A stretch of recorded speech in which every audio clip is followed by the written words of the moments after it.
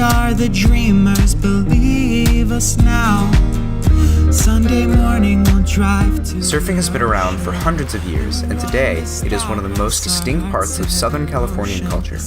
But while the fast-growing sport draws over 23 million people to the coasts each year, few participants know how these boards ever come to be, and the process used by the few masters of the board-making craft still alive today. This is the story of one of the masters of the craft, the story of a surfboard shaper. But before we can see the finished product, we have to go back to the first element of a board, back to the foam. It's amazing. We'll see the horizon curve, the waves that we're chasing, the sky turning colors we don't deserve. You know that I miss you, the ocean is with you.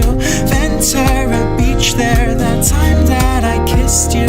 Listen to this song when you're out there to lift you out of the water. The dreams that they'll give you will always come true.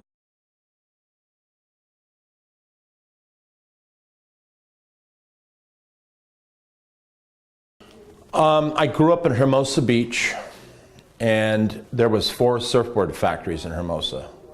And this was 68, 69 when I was 8th grade. When I'd walk home from school, we'd walk by and see the Bing factory, which was next to the fire department, and next to the Bing factory was Body Glove, wetsuits.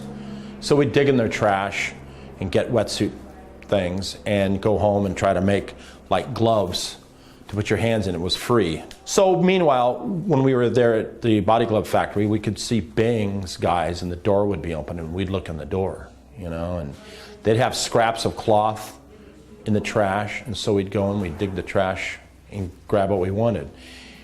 Then I started making skateboards out of foam and fiberglass because they were so small.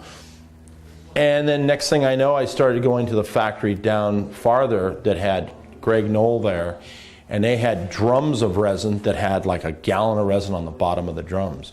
So I'd go on my bicycle and had a steel funnel and a steel gallon can, and I'd pour the leftovers that was just sitting out there and bring it home. And then I went to Greg Knoll and bought a blank. So I was 16 years old. But that's when I started, you know, building surfboards in my garage. And all through high school, there was one other guy and myself that were the only surfboard makers in high school. So he had one group of people he made boards for, and then I had another group.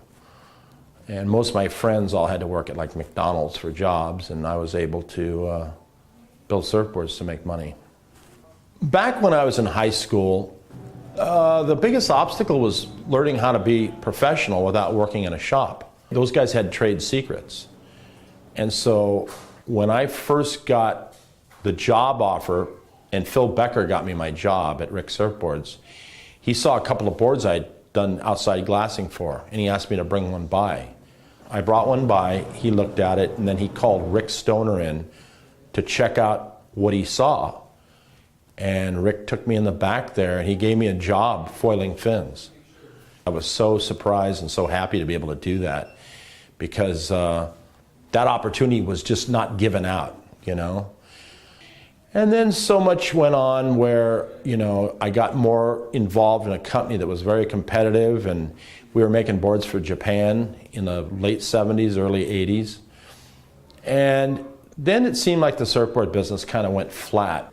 The last, I'd say, maybe 15 years, because I was out of it for a few years and I got back into it. And I didn't realize when I got back into it how much China had a big influence in the surfboard industry. Almost all boards were being made in China, with the ones that are still made here in California. But it was kind of disheartening, because sometimes I'd see the boards that were from China and I'd go, wow, these look pretty good. It's made a lot of people that were in the surfboard business for a living get out of it and go do other things. So when I got back into it, the economy was bad, you know, 2007. And so that's what I've been fighting. And the last 3 or 4 years now has really picked up. But I'm not able to find guys that know how to build surfboards that want to do it because they've had to go on and make a living doing something else. So I've had to bring in a bunch of novices and show them what I know. And that's been a long road, but it's about the only way you can do it. And I can't do all the work myself now that we're doing over a certain amount. I've had to hire people. Well, my name is Natasha Holmstrom. Primarily, I work in the factory as ding repair. I do most of the ding repair here, and then a few odds and ends around the shop, whatever Ray needs done. And then I've also created my own label, Holmstrom Surfboards. So my boards are getting out there in the water, which are really nice. I apprenticed with a shaper in Santa Barbara for 5 months, and it wasn't a paid position, it was strictly an apprenticeship. I called Wayne Rich, who's a very famous shaper, asking if I could apprentice with him. He didn't have anything, but he directed me to Back Nine Surf Factory, Ray Lukey. So I got in contact with Ray.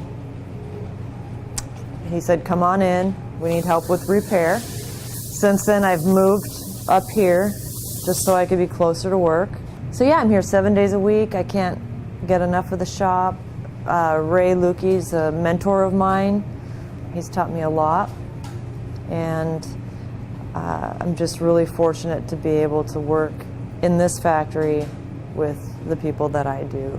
After stepping away from the surfboard business for as long as I did, and then coming back to it, it was already starting to go this way. In 1991 is when I got out of it, and I noticed that the longboard resurgence was coming back, but slowly, you know. And through that period of time, you know, it's picked up. I mean, there's a whole grouping of people that are surfing traditional old-style surfing, which everybody kind of thumbed their nose at before. And now it's all the old traditional stuff is there, and people are trying to do it, you know, which is really great. But I just think there's a certain commercialism, and I don't think any industry is able to have it not happen. But you know, like the ski industry or motorcycle riding or whatever, it's just evolved into this huge mega clothing kind of business, which was already there, but now it's probably because the internet has helped promote that. And my belief is that with China, the retailers wanted to start making as much profit on surfboards as they were on a t-shirt. Or if they buy something for $5, they want to sell it for 10. Well, the surfboard industry had never been that way. You would build a surfboard and it'd be $300, and a retailer might sell it for $400. So there wasn't a lot of markup, maybe 20%. And I think some of the retailers that maybe were more clothing stores were angry about it, and I think that helped spur part of it. But you know, that's my belief. I don't think everybody feels that way, but that's the way I feel. But bottom line is the whole hand-built surfboard thing is coming back to California. I teach people how to shape surfboards, and I'm doing it to keep the whole soul of surfboard building alive. Other than that, I think it was going to die if, you know, but now the Chinese market has tapered off to where people are going and buying a blank and trying to shape their own board. And I don't think it's going to hurt the surfboard industry. I think it's only going to help it, and it's going to tie everybody back together.